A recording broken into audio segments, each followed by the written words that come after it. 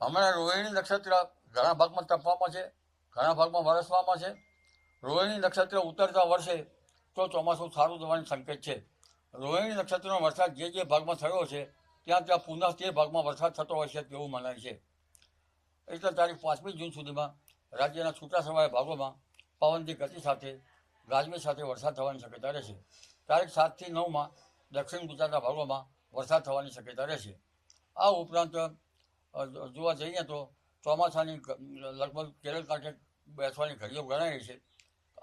આગામી આજકાલમાં ચોમાસું દક્ષિણ ગુજરાતમાં દસ્તક દઈ શકે તેવી શક્યતા છે. જોકે 7મી જૂન સુધીમાં કેરળ કાંઠે ઘણા ભાગોમાં વરસાદ આવવાની શક્યતા રહેશે અને કેટલાક ભાગમાં ભારે વરસાદ થવાની શક્યતા રહેશે. તારીખ 16મી જૂન સુધીમાં ગુજરાતના ભાગોમાં પણ ક્યાંક વરસાદ થવાની શક્યતા રહેશે, પરંતુ વરસાદ પૂર્વે ભારે ગરમી પડવાની શક્યતા રહેશે.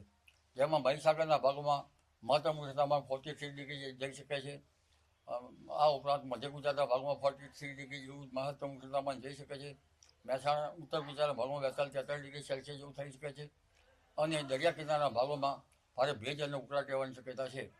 રાજકોટના ભાગમાં પણ મહત્તમ ઉષ્ણતામાન અને ગરમી 41 ડિગ્રી સેલ્સિયસ જેવું રહેવાની શક્યતા છે. કચ્છમાં મહત્તમ ઉષ્ણતામાન થોડું ઓછું રહેવાની શક્યતા રહે છે. એટલે ગરમીનો દોર પુનઃ આ વરસાદ બંધ થવાની શક્યતા રહેશે. લગભગ ગુજરાતના ભાગોમાં 16મી જૂન સુધીમાં ક્યાંક વરસાદ આવવાની શક્યતા રહેશે, પરંતુ તારીખ 20થી 28 જૂન વચ્ચે ક્યાંક સારો વરસાદ થવાની શક્યતા રહેશે. આ વખતે દરિયા કિનારામાં સાયક્લોન બન્યા નથી. તેની અસર તેનું કારણ જોવા જઈએ તો વર્ટિકલ વિન્ડ શેર જો ઓછી હોત તો વાવાઝોડાને પોષક હોત. આ ઉપરાંત એટમોસ્ફિયરિક વેવ MJO પણ જો ભારતમાં દસ્તક લીધી હોત તો અરબી સમુદ્ર કે બંગાળ ઉપસાગરમાં વાવાઝોડું બની શક્યું હોત. અને બીજી એક બાબત છે કે અલ નીનો નામનો દાનવ આ વખતે જાગી ઉઠ્યો છે. એટલે તેની અસર ઓગસ્ટમાં લગભગ 1.5 ડિગ્રી નિયત ઉષ્ણતામાન કરતાં સમુદ્રનું પેસિફિક મહાસાગરમાં વધુ થવાની શક્યતા રહેશે.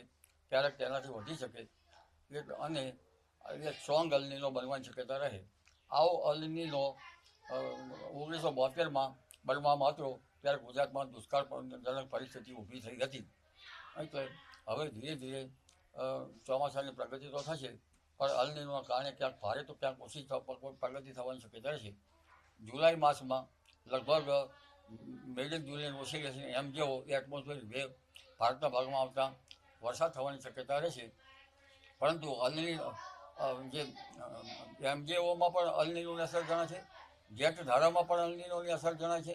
એટલે આ અલ નીનોમાં દેશના કેટલાક ભાગમાં ખાદ્યાન્ન સંગ્રહ કરેલો હોય તો સારું રહે. એટલે આ વખતનું વર્ષ કંઈક ને કંઈ ભાંજગડવાળું છે.